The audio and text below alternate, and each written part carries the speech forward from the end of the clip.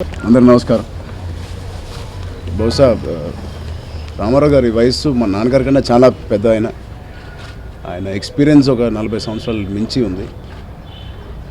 నా వయసు కానీ నా ఎక్స్పీరియన్స్ కానీ ఆయన ముందు లేదా ఆయన పక్కన కూర్చొని ఆయన గురించి మాట్లాడే అంత ఇది లేదు నాకు. బట్ ఆయన పేరు చెప్పగానే అరవింద్ గారు నేను ఖచ్చితంగా వస్తాను అని చెప్పి వచ్చాను.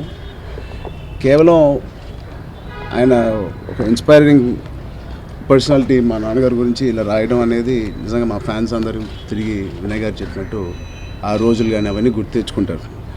బట్ ఇన్స్పిరేషన్ అంటే ఒక ఫీల్డ్లో నెంబర్ 1 అవ్వడం ఎలాగా, లేకపోతే అయ్యే వాళ్ళని చూసి అందరూ ఎలాగైనా ఇన్స్పైర్ అవ్వచ్చు. ప్రతి ఫీల్డ్లో ఒక నెంబర్ 1 వ్యక్తి ఉంటాడు. అలాగే నాకు తెలిసి ఆంధ్రప్రదేశ్ తెలంగాణలో నెంబర్ 1 జర్నలిస్ట్ ఎవరంటే అది పసుపులేటి రామారావు గారి పేరే చెప్పారు. అది నేను ఎప్పుడో చిన్నప్పుడు మెడ్రాస్ నుంచి హైదరాబాద్కి వచ్చిన తర్వాత ఫస్ట్ పేర్లు అసలు జర్నలిస్టుల పేర్లు వినేటప్పుడు ప్రభు గారిది, దాని తర్వాత నా ఊహ వచ్చిన తర్వాత ప్రభు గారిది, సురేష్, దాని తర్వాత రామారావు గారి పేర్లే విన్నాను. అండ్ వాళ్ళిద్దరూ మాట్లాడే వ్యక్తి రామారావు గారి గురించి. సో ఆయన ఫీల్డ్లో నెంబర్ 1 ఎలా అయ్యారు అనేది వాళ్ళ అరవింద్ గారు చెప్పినట్టు కనిపిస్తుంది. వాళ్ళ అందరు జర్నలిస్టులు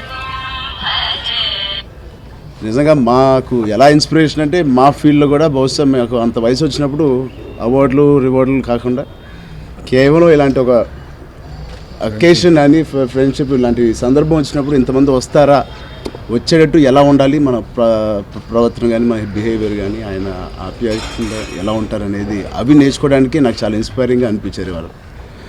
సో రామారావు గారు ఇవాళ మీరు నాన్నగారి గురించి మళ్ళీ రాయడం అనేది మొన్న ఆ ఫంక్షన్ కూడా నేను వచ్చాను అండ్ నాగేశ్వర గారితో చేశారు. ఇవాళ మళ్ళీ బ్యూటిఫుల్గా ఉన్నాయండి పిక్చర్స్ అండి.